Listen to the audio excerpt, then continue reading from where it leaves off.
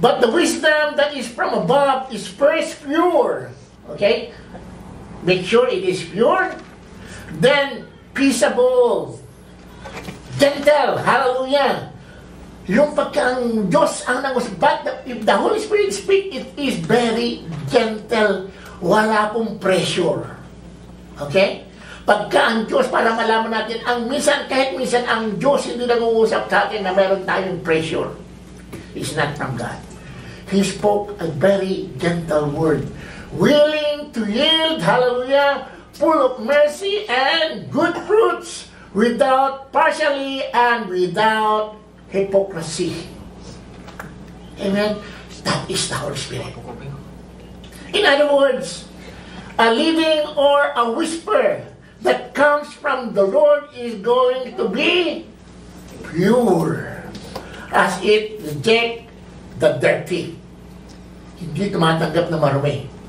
It's going to be peace-loving, no condemning, either yourself or someone else. It can be considerate.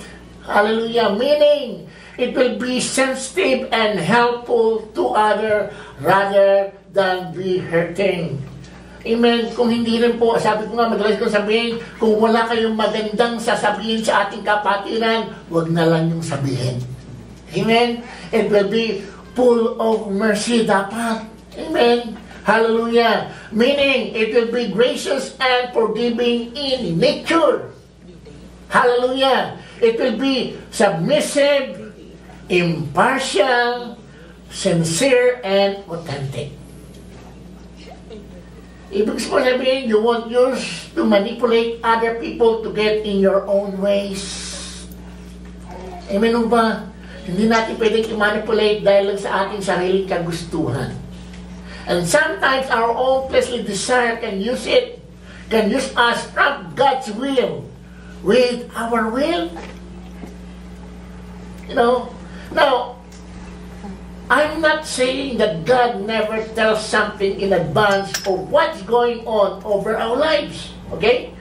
But church, you know, even if you believe that you heard from God, parang naniniwala kayo, I know it is from God. Nag-usap sa akin ng Panginoon, Pastor. Nag-usap sa akin ng Panginoon. Tells your future and tell my situation and future, you need to